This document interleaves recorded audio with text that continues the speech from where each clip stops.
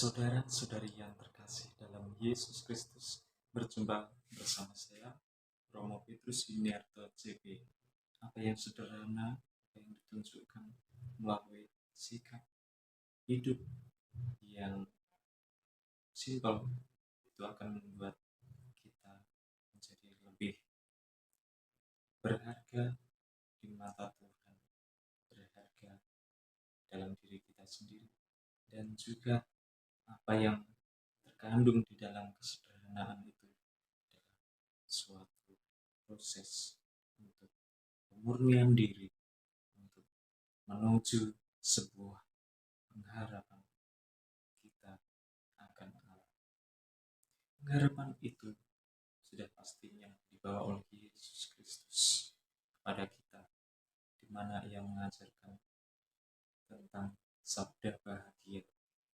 Sabda bahagia terangkum dalam sebuah pemikiran, sebuah refleksi bahwa hidup manusia itu memang penuh penderitaan, tetapi apa yang menderita itu jika disatukan dengan Kristus sendiri itu akan menjadi lebih bermakna, dan pada nantinya kebahagiaan akan didapatkan. Mengapa kita perlu menderita? Mengapa kita perlu miskin, lemah lembut, dan juga baik hati? Mengapa? Karena Kristus sendiri mengajak kita. Kristus juga sebagai manusia yang menderita sengsara, yang menjadi bahan olok-olokan, bahan ejekan. Seperti kita pada saat ini, apabila diejek, kita perlu merefleksikan diri. Apa arti ejekan itu? Dan apa yang harus kita buat? Apakah kita harus marah? Tentu kita bisa marah, tetapi kita perlu melihat ke dalam lagi, apakah marah kita itu nantinya berbuah berkat atau tidak. Kita perlu melihat lebih dalam lagi, karena ketika masalah diselesaikan dengan marah itu tidak membuahkan hasil. Marah akan berbuah hasil apabila marahnya itu dengan kasih.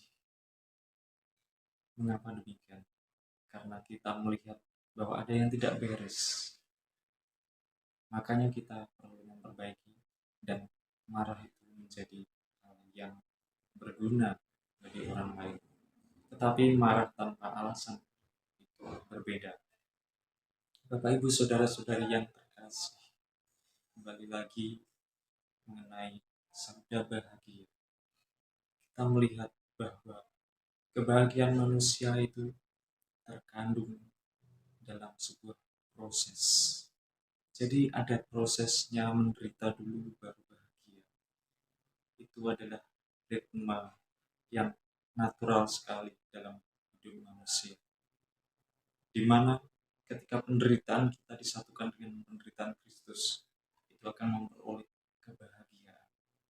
Tetapi penderitaan tanpa didasari oleh Kristus hanya sebatas penderitaan saja, karena apa yang diintensikan berbeda. Ketika kita menderita karena Kristus, itu jauh lebih berguna dan juga mengembangkan iman kita, serta kita dapat meresapi bagaimana kehidupan di dunia ini, serta juga melihat makna di balik penderitaan itu. Yesus mau mengajarkan kita sebagai umat beriman, sebagai pengikutnya, kita harus tahan banting.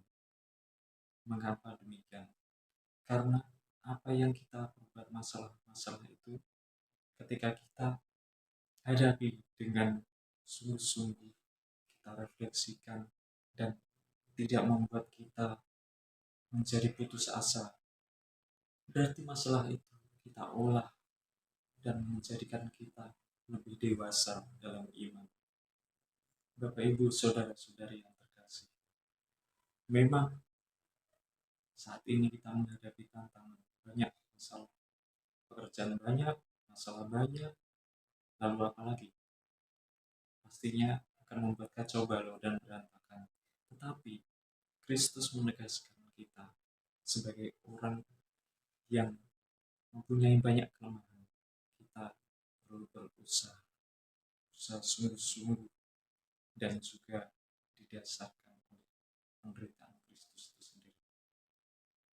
Sehingga nantinya apa yang kita ikuti, apa yang kita imani itu tidak akan menjadi sia-sia, tapi berbuah berkat bagi sesama. Hal sederhana contohnya, ketika kita menderita untuk teman kita, mungkin teman kita lagi berkesusahan, kita bantu. Kalau kita tidak mempunyai modal untuk membantu, ya dengan tenaga, dengan waktu, dengan pikiran, kita membantu orang itu, maka itu akan berbuah berkat. Dan penderitaan kita untuk saudara kita itu tidak akan sia-sia. Itulah ketika kita maknai penderitaan itu sebagai sarana untuk kita melihat kebaikan Tuhan. Itu juga sebagai sarana untuk bersyukur. Saudara-saudari yang terkasih, pada hari Minggu ini kita semakin diteguhkan dengan sabda bahagia ini. Tentu kebahagiaan bukan hanya sekadar kita tersenyum atau ketawa terbahak-bahak, tetapi lebih dari itu, lebih dalam lagi, kebahagiaan dalam hati, pikiran, perasaan, dan juga dalam kehidupan ini, serta melihat Tuhan dalam setiap hidup kita, dan selalu mengaitkan dengan Tuhan. Apa yang kita dapatkan, yaitu merupakan anugerah